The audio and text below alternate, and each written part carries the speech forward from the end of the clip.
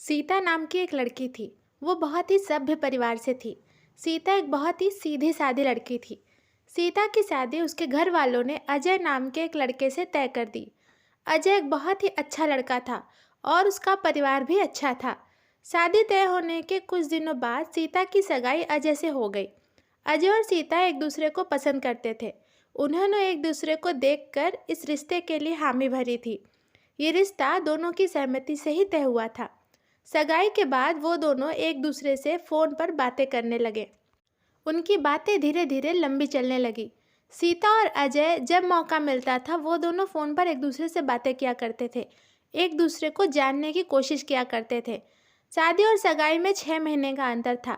इन 6 महीनों में बातें करते करते कब अजय और सीता को एक दूसरे से प्यार हो गया, उन्हें पता ही नहीं चला। उन दोनों में इतना लगाव हो चुका था कि वो दोनों एक दूसरे के बिना नहीं रह पाते थे। हर वक्त एक दूसरे में खोए रहते थे, एक दूसरे के बारे में ही सोचते रहते थे। अब शादी को बस 1 महीने ही बचे थे। अचानक से एक दिन अजय का फ़ोन दिन भर नहीं आया। सीता बेचैन हो गई कि आखिर अजय का फ़ोन क्यों नहीं आया। उसने भी अजय को कई बार कॉल करने की कोशिश की, पर अजय ने कॉल रिसीव नहीं किया और ना ही उसके किसी मैसेज का जवाब दिया। अब सीता एकदम परेशान हो चुकी थी कि आखिर हुआ क्या है। उसे डर लगने लगा कि कहीं अजय के साथ कुछ गलत तो नहीं हुआ। तो उसने अजय के घर वालों से फ़ोन करके ये बात जानने की कोशिश की कि आखिर अजय कहाँ है। उसे पता चला अजय अपने ही घर में है और वो जानबूझकर सीता का फ़ोन नहीं उठा रहा और ना ही उसके मैसेज का जवाब दे रहा है। इस तरह एक हफ्ते तक हर रोज़ सीता अजय से इस उम्मीद से फ़ोन करती रही कि शायद अब अजय उसका फ़ोन उठा ले, उससे बात कर ले, उसके मैसेज का रिप्लाई कर दे। वो समझ ही नहीं पा रही थी कि ये रिश्ता जो इतना अच्छा चल रहा था, वो दोनों एक दूसरे के बिना नहीं जी पा रहे थे। आखिर अचानक ऐसा क्या हो गया कि अजय ने उससे बात करना बंद कर दिया। उससे ऐसी कौन सी गलती हो गई है कि अजय उससे इतना नाराज़ हो गया है। सीता को अब लगने लगा कि उसकी ज़िंदगी खत्म हो चुकी है। वो अजय के बिना नहीं जीना चाहती थी। एक दिन अचानक अजय के घर वाले आए और उन्होंने सीता के माँ बाप से कहा कि अब ये शादी नहीं हो सकती। ये सुनकर सीता और उसके घर वालों के पैरों तले ज़मीन खिसक गई। सीता ज़ोर ज़ोर से रोने लगी। उसे समझ ही नहीं आ रहा था कि ये क्या हो रहा है। उसकी तो पूरी दुनिया ही उजड़ गई। सीता के घर वालों ने अजय के घर वालों से पूछा कि आखिर ऐसी क्या बात हो गई कि आप लोग इस शादी को तोड़ रहे हैं। अब तो शादी को बस 1 ही महीने बचे हैं। अजय के घर वालों ने कहा, हमें खुद नहीं पता कि क्या हुआ है। हमारे बेटे अजय ने हमसे कहा कि अब वो सीता से शादी नहीं करना चाहता। हमने उससे इस रिश्ते को तोड़ने की वजह जानने की बहुत कोशिश की, पर उसने हमें नहीं बताया। और जब हमने उस पर शादी करने का प्रेशर डालने की कोशिश की, तो उसने साफ साफ कह दिया कि अगर हम लोगों ने ज़बरदस्ती ये शादी करने की कोशिश की, तो वो खुद को ख़त्म कर लेगा। हम अपने बेटे के इस फैसले के आगे मजबूर हो गए। हमें माफ़ कर दीजिए। हम खुद भी सीता को बहुत पसंद करते हैं, लेकिन एक ज़बरदस्ती की शादी में हम आपकी बच्ची को नहीं बांधना चाहते, उसकी ज़िंदगी बर्बाद नहीं करना चाहते। इसलिए हमें यह फ़ैसला लेना ही पड़ा। आप लोगों को भी हमारी मजबूरी समझनी चाहिए और अपनी बेटी को भी समझा दीजिए। ये सब कहकर वो लोग वहाँ से चले गए। ये सब सुनते ही सीता पर मानो आसमान टूट पड़ा हो। उसके सारे सपने अब बिखर चुके थे। उसने जीने की उम्मीद ही छोड़ दी थी। वो तुरंत अपने कमरे में गई और उसने फांसी लगाकर खुद को मारने की कोशिश की। घर वालों ने किसी तरह उसे उतारकर अस्पताल पहुंचाया। अजय को जब पता चला कि सीता ने फांसी लगाने की कोशिश की है और उसकी हालत सीरियस है, तो वो तुरंत भागा भागा हॉस्पिटल पहुंचा। वो सीधे सीता के रूम में गया।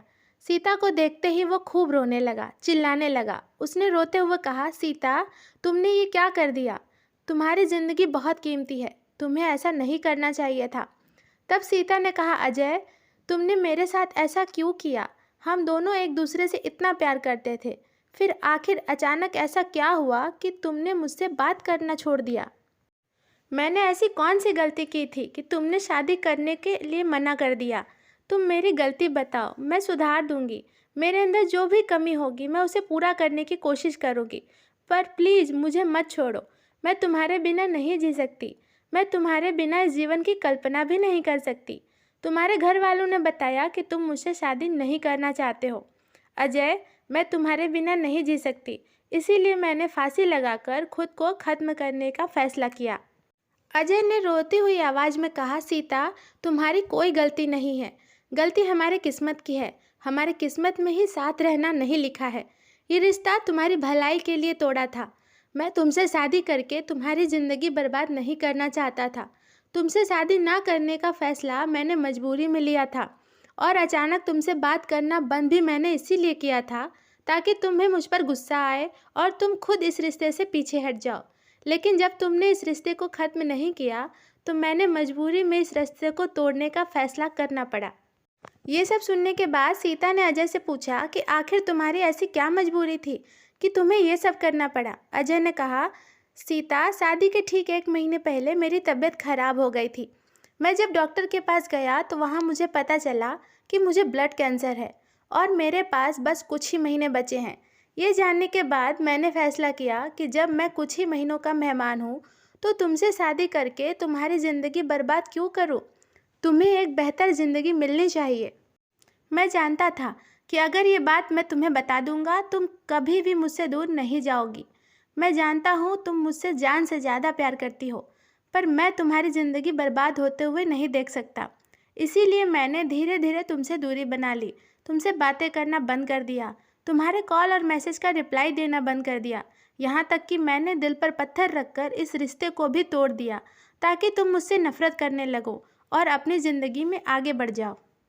अजय ने कहा, सीता, तुम्हें मेरे बिना जीने की आदत डालनी होगी क्योंकि अब मैं ज़्यादा दिनों तक नहीं जी पाऊंगा।